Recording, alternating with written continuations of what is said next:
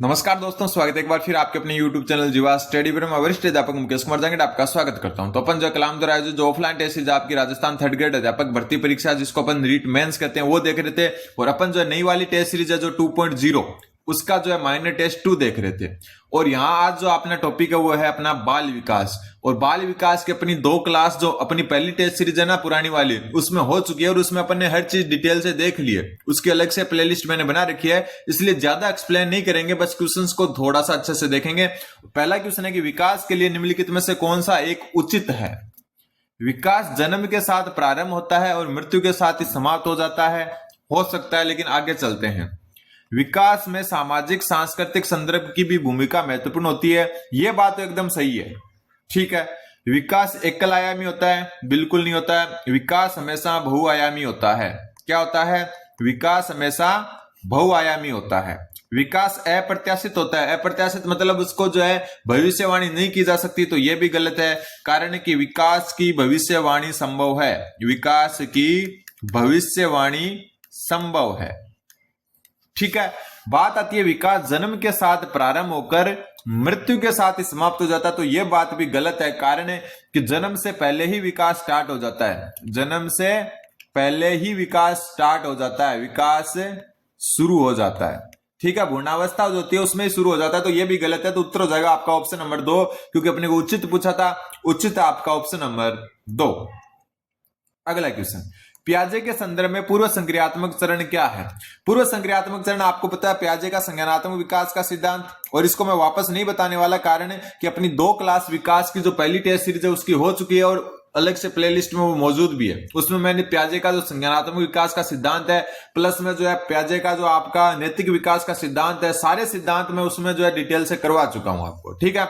तो पूर्व संक्रियात्मक चरण जो होता है वो दूसरा चरण होता है प्याजे का जो सिद्धांत है संज्ञानात्मक विकास का, और ये 2 से 7 वर्ष की आयु का होता है, ठीक है। इसकी विशेषताएं पूछी अपने को।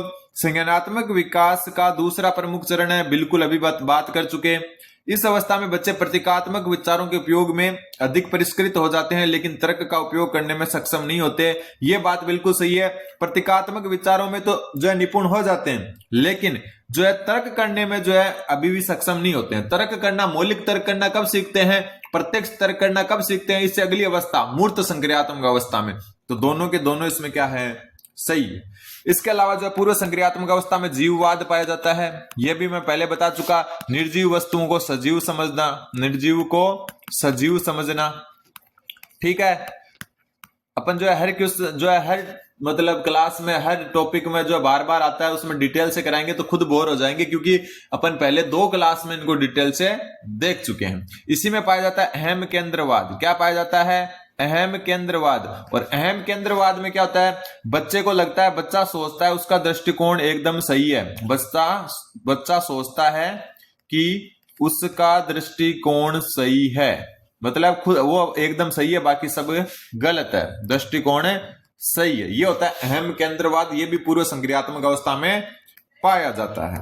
अगला क्वेश्चन, क्वेश्चन नंबर 63, निम्नलिखित में से कौन सा सिद्धांत जो है विकास का नहीं है? कौन सा विकास का सिद्धांत नहीं है? विकास कभी एक विधि का पालन नहीं करता। यह बात बिल्कुल गलत है, क्योंकि विकास जो है एक विधि का यानी कि एक क्रम निश्चित क्रम में चलता है और एक ही विधि का जो है उपयोग करता है, निश्चित क्रम में चलता है और एक ही विधि का पालन करता है। तो यही सिद्धांत नहीं है। बाकी व्यक्तिगत अंतर का सिद्धांत बिल्कुल, हर व्यक्ति में विकास की दर अलग अलग हो सकती है, लेकिन क्रम एक ही होगा। एकीकरण का सिद्धांत बिल्कुल, हर एक विकास एक दूसरे से जुड़ा होता है और हर एक जो है विकास है वो एक दूसरे को प्रभावित करता है। विकास सामान्य से विशिष्ट की ओर होता है, बिल्कुल। विकास जो है सामान्य से लेकर विशिष्ट प्रतिक्रियाओं तक होता है, ये बात भी बिल्कुल सही है, लेकिन पहला गलत है। विकास एक विधि का पालन करता है। एक विधि से मतलब है एक निश्चित क्रम का पालन करता है। अगला क्वेश्चन, निम्नलिखित में से कौन सा एक लॉरेंस कोहलबर्ग के नैतिक विकास का स्तर है जहां क्वारी की नैतिकता सामाजिक मान्यताओं से तय होती है? ठीक है, इसने 3 जो है आपके स्तर दिए, पूर्व परंपरागत स्तर, परंपरागत स्तर और उत्तर परंपरागत स्तर, ठीक है। इसमें पहला दिया इन्होंने दंड व आज्ञाकारिता। दूसरा यांत्रिक सापेक्ष उन्मुक्तता, यांत्रिक सापेक्ष उन्मुक्तता, ये सारी चीजें मैं पहले करवा चुका हूं, ठीक है, क्योंकि आपको लाइन से क्लासेस देखनी है और पहली वाली टेस्ट सीरीज है उसको भी अच्छे से देखना है, ठीक है। और पूरा परंपरागत स्तर 4 से 10 वर्ष तक पाया जाता है ये, ठीक है। परंपरागत 10 से 13 वर्ष तक और उत्तर परंपरागत 13+ वर्ष में पाया जाता है। दूसरा जो है आपका यहां आ जाएगा उत्तम लड़का लड़की अवस्था, उत्तम लड़का लड़की अवस्था, ठीक है। और ये हो जाएगा 30 जो है दूसरी जो कंडीशन है वो सामाजिक कर्म संपोषित अवस्था। वापस मैं बता दूं, कोहलबर्ग जो है इन्होंने 3 स्तर दिए और 3 स्तर में 6 अवस्थाएं दी। कितनी अवस्थाएं दी? 6 अवस्थाएं। हर एक स्तर में 2 अवस्था, जैसे पूर्व परंपरागत स्तर में दंड व आज्ञाकारिता और यांत्रिक सापेक्ष उन्मुक्तता है, परंपरागत में उत्तम लड़का लड़की है और सामाजिक कर्म संपोषित है। और उत्तर परंपरागत जो है उसमें कौन सी है? उसमें एक तो जाएगा सामाजिक अनुबंधन सापेक्षता, सामाजिक अनुबंधन, और दूसरा हो जाएगा सार्वभौमिक नैतिक विकास। इनको अच्छे से भी बता देता हूं, सार्वभौमिक नैतिक विकास। अब देखो दंड व आज्ञाकारिता में क्या होता है, बच्चा जो है सजा से बचने के लिए यानी कि दंड से बचने के लिए कोई काम करता है, ठीक है। यांत्रिक सापेक्ष उन्मुक्तता में होता है कि बच्चा कोई भी कार्य जो करता है वो खुद के फायदे के लिए करता है, कहीं से उसको फायदा हो रहा है। जैसे आप एक बच्चे को कहते हो ना, ये ले 100 रुपए की चीज ले आना और 5 रुपए तू खुद रख लेना, ठीक है, 100 रुपए की ये चीज ला दो और 5 रुपए तुम खुद रख लेना, तो खुद के लाभ के लिए काम करता है यांत्रिक सापेक्ष उन्मुक्तता में। फिर आता है परंपरागत स्तर, इसमें उत्तम लड़का लड़की अवस्था, मतलब बच्चा प्रशंसा का भूखा होता है। अगर आप एक टीचर जो है बच्चे को ये बोल देता ना, वेरी गुड, बहुत अच्छी बात है ये तूने किया, तो बच्चा को जो है और उत्तेजित होता है और विप्रेरित होता है और वो काम और अच्छे से करता है। और सामाजिक कर्म संपोषित जो अवस्था है, इसमें बच्चा जो है सामाजिक नियमों की पालना करता है, जैसा कि यहां पर सामाजिक मान्यताओं से तय होती है, ये बात आती है आपके सामाजिक कर्म संपोषित में, और ये परंपरागत अवस्था का क्या है, एक भाग है। तो उत्तर हो जाएगा इसका ऑप्शन नंबर 1। सामाजिक अनुबंधन का मतलब है कि सामाजिक अनुबंधन में बच्चा जो सामाजिक तर्क होते हैं या जो मतलब नियम होते हैं उनका आलोचनात्मक ढंग से क्या करता है, विवरण करता है। और सार्वभौमिक नैतिक विकास में जो है मानवता परोपकारिता आ जाती है और 1% लोग ही यहां पहुंच पाते हैं। क्या पहुंच पाते हैं? 1% लोग। अगला क्वेश्चन नंबर 65, मनोसामाजिक विकास का अंतिम चरण कौन सा है? मनोसामाजिक चरण जो है आपका विकास जो है वो इरिक्सन ने दिया, और ये जो है मैं इसकी जो 8 अवस्थाएं हैं, कितनी अवस्था है? 8 अवस्था, सबको डिटेल से बता चुका। इसकी जो सबसे पहली अवस्था होती है वो विश्वास बनाम अविश्वास होती है, जो जन्म से लेकर 1.5 वर्ष तक होती है, ठीक है। इसके बाद में जो आपकी मैं ऑप्शन ही बताऊंगा क्योंकि 8वां अवस्था पहले बता चुका। पहचान बनाम जो भूमिका या भ्रम है वो जो है आपकी होती है कौन सी अवस्था? जो है ये तो हो गई पहली, और ये होती है तीसरी अवस्था। तीसरी अवस्था जो है ये 3 से 6 वर्ष के बालक की होती है, ठीक है।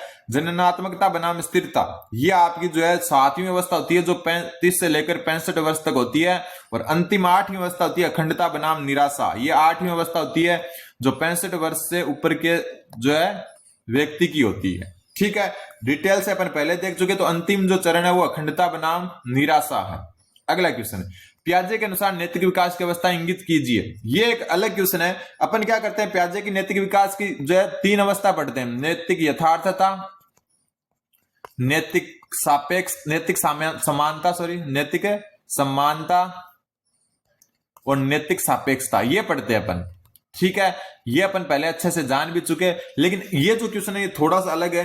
यहां आपको ध्यान में रखना है कि पियाजे के अनुसार नैतिक विकास की अवस्थाएं, अगर ये वाला ऑप्शन हो तो ये वाले अपने को तीनों याद रखने, वरना जो है इनमें से अगर बात करें तो संक्रमण अवस्था और आत्म केंद्रित अवस्था, ये 2 नाम याद रख लेना। इंग्लिश नाम देख लेना, ट्रांजिशन स्टेट और सेल्फ सेंटर्ड स्टेट। ये 2 एक PYQ क्वेश्चन है, अलग से याद रख लेना। पियाजे के नैतिक विकास की अवस्थाएं संक्रमण अवस्था और आत्म केंद्रीय अवस्था होती है।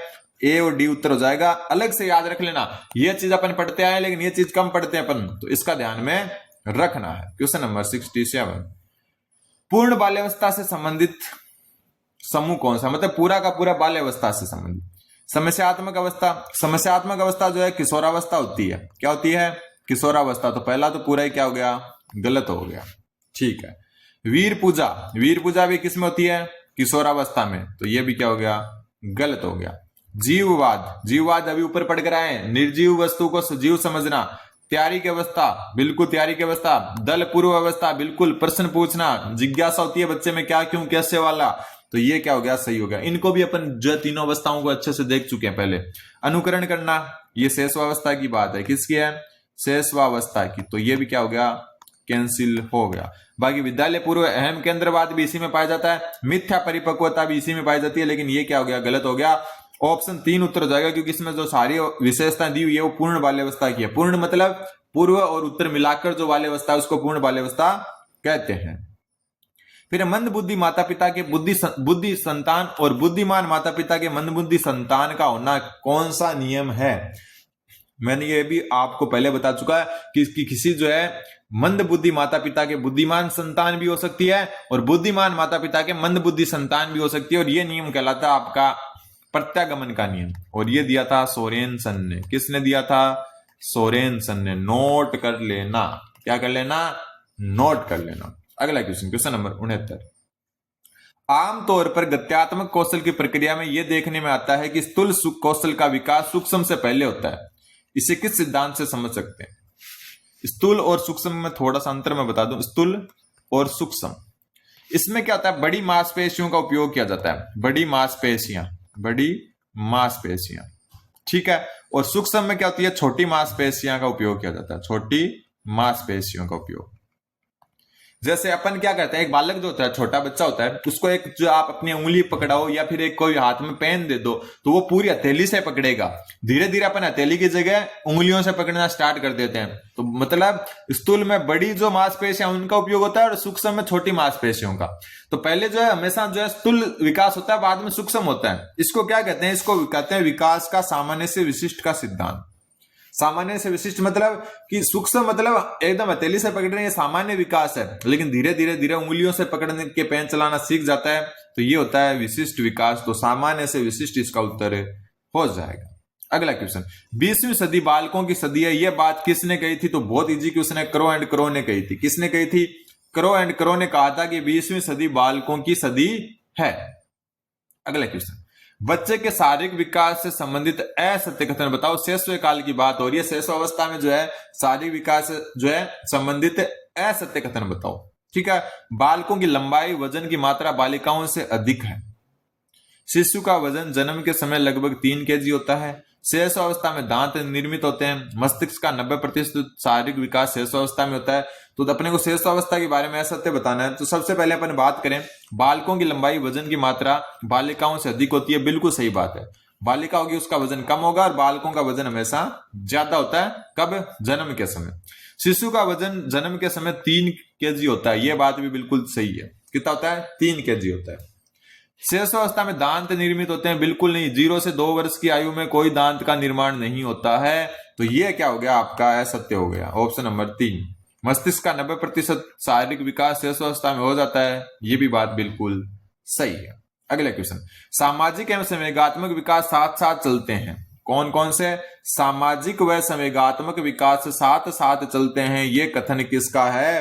तो ये कथन है करो एंड करो का। ऊपर वाला 20वीं सदी बालकों की सदी है और सामाजिक एवं संवेगात्मक विकास साथ साथ चलते हैं, ये भी किसका है, करो एंड करो का। क्योंकि बच्चा गुस्सा होना, ठीक है, बच्चा दुख सुख प्यार व्यार सब जो है कहां से सीखता है, समाज से सीखता है। तो सामाजिक और संवेगात्मक विकास से साथ साथ चलते हैं।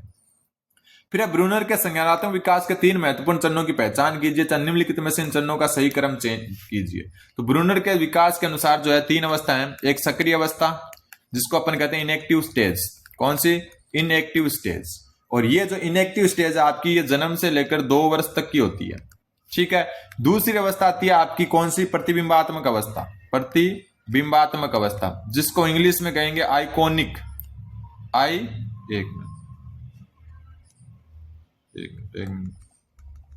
इसको क्या कहेंगे, आइकन होता है उसको आइकॉनिक कहेंगे, आइकॉनिक, ठीक है। और ये जो होती है 2 से लेकर 7 वर्ष तक। तीसरी होती है संकेतात्मक। कौन सी अवस्था, संकेतात्मक अवस्था, और इसको कहेंगे सिंबॉलिक, ठीक है। और ये जो होती है आपकी 7 से लेकर 11 वर्ष तक के बालक में पाई जाती है। तो इसका जो इनएक्टिव, अनुप्रतीकात्मक और प्रतीकात्मक, ठीक। अलग से अगर संकेत को प्रतीक बोलेंगे और प्रतिबिंब को बोलेंगे अनुप्रतीक, यानी कि प्रतीक का जो है छाया एक प्रकार से। तो ये इसका उत्तर हो जाएगा ऑप्शन नंबर 3। ठीक है, ये 3 अवस्थाएं जो है ब्रूनर ने बताई थी। अगला क्वेश्चन, क्वेश्चन नंबर 74। विकास के परिणाम स्वरूप नवीन विशेषताएं और नवीन योग्यताएं प्रकट होती है। बार बार आया हुआ क्वेश्चन है, और ये बात किसने कही है? तो हरलोक ने कही है। बहुत बार ये क्वेश्चन सामने आता है, नवीन विशेषताएं नवीन योग्यताएं, हरलोक। और आज का लास्ट क्वेश्चन, निम्नलिखित संवेगों को सही क्रम से सजाएं। ब्रिजेस या ब्रिग्स, कई जगह नाम मिलता है इनका ब्रिजेस और कई जगह ब्रिग्स। इसने कहा कि बालक में 2 वर्ष की